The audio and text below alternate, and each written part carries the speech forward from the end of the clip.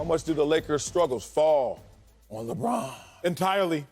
I think all the Lakers' struggles fall on LeBron, not LeBron James, the player.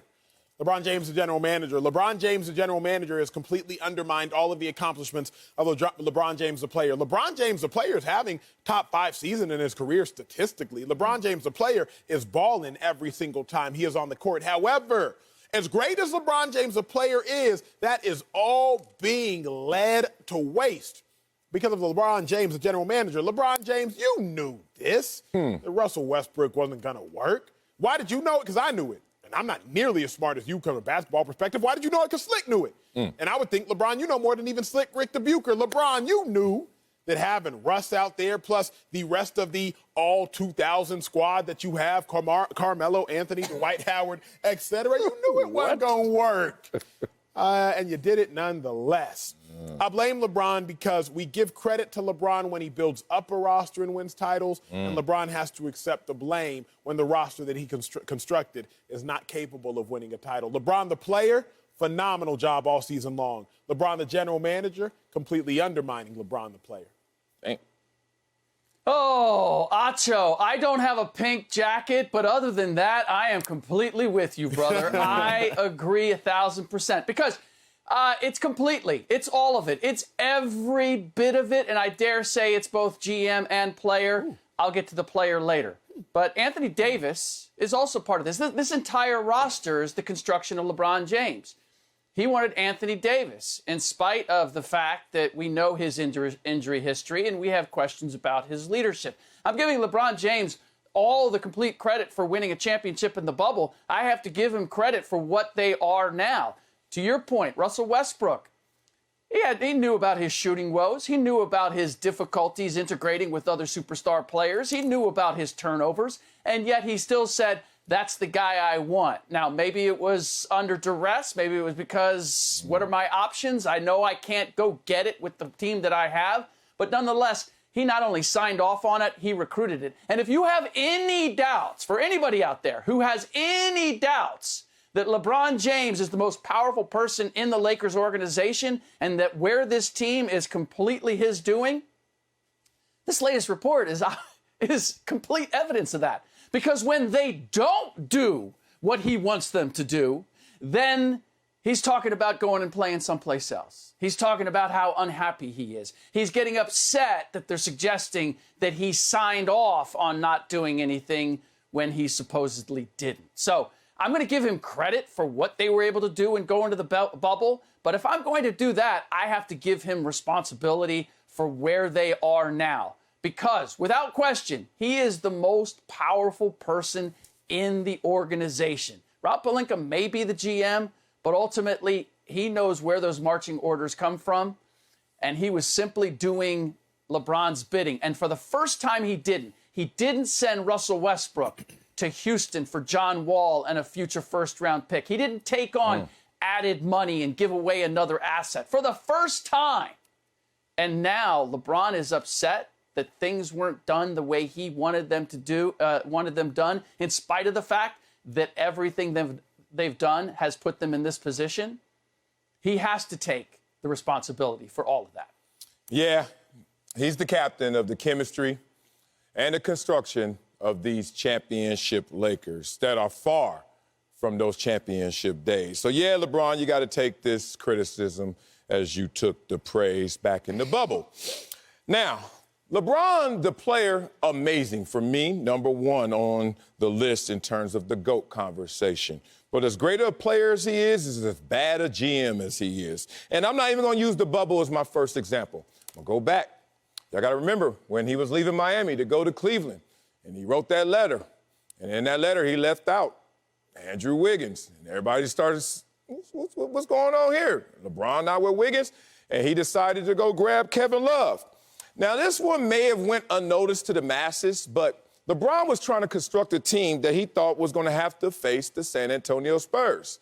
So you go with Kevin Love to face them instead of Andrew Wiggins. What happened was the Golden State Warriors said, yoo-hoo, we're here, and without that wing player and Andrew Wiggins, we're going to run you up and down this court. And we saw what happened there, even though LeBron won the one championship there. Bad GM move right there. Should have took Wiggins over Kevin Love.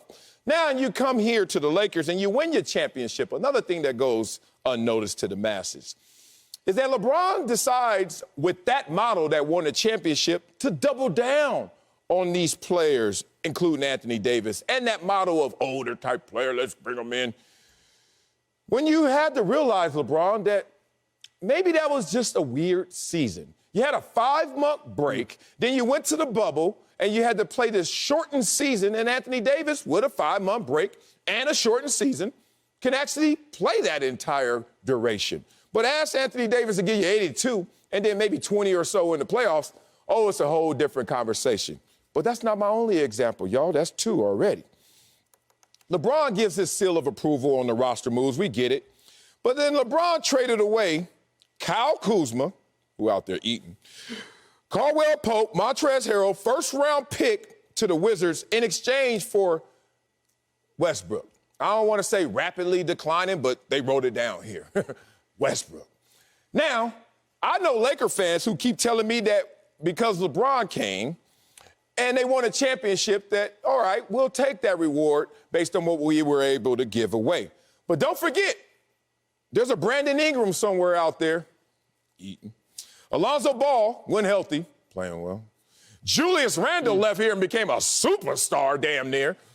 And all I want y'all to know is that as great as LeBron is on that court, when he grabs that pen and goes upstairs behind that desk, not the same dude.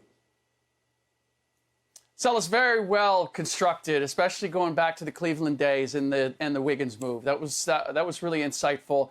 But I'm going to tell you why I'm actually more disappointed in LeBron James, the player, right now than I am LeBron James, the GM. Because I look at his alternatives. He looked at the team that he had last year, and it was a defensive-minded team, but he felt like he didn't have that dog next to him. So he's like, I need to go get that guy. AD is not that guy, so I need to go get that guy. So in theory, I understand why he made or he suggested that they make the Westbrook move. It didn't work, but I understand why he did it.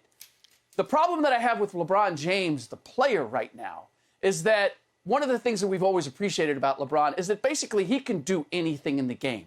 He can be a playmaker, he can be a scorer, he can be a defender. Whatever you need him to do, he can do. But what is he doing right now? He's scoring. That's where his numbers are the most impressive. He's taking the most three-point attempts that he ever has in his career. He's taking the fewest free throw attempts that he has in his career, which means he's not being as aggressive going to the cup as he normally is. His assists are the lowest that they've been in 15 years. And I look at the construction of this team, and I look at the players that LeBron James, the GM, brought in. They're scorers. Malik Monk is a scorer. Carmelo Anthony is a scorer. They didn't let go of Talen Horton-Tucker. Why? Because he's a scorer. What they need from LeBron James is to be a playmaker because they don't have any other guys that can create shots. They don't need him to score. They do desperately need him to defend, and he's got the second worst defensive rating of his career. He's not doing that either. So the problem that I have with LeBron James, the player, is that I get the sense that he's got an eye on Kareem Abdul-Jabbar, and he's got an eye on the scoring record. Now, maybe, just maybe, LeBron James can't do those other things anymore after 18 seasons and at 37 years old. It's simply too much to ask. And I'm okay with that, if that's the case. But I'd like to see him try.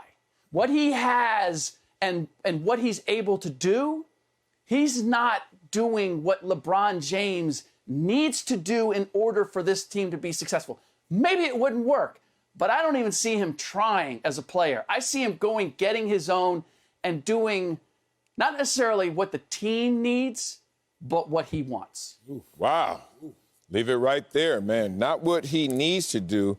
And this year, if you look at his plus minus, not what he usually does. Hit him, Slick.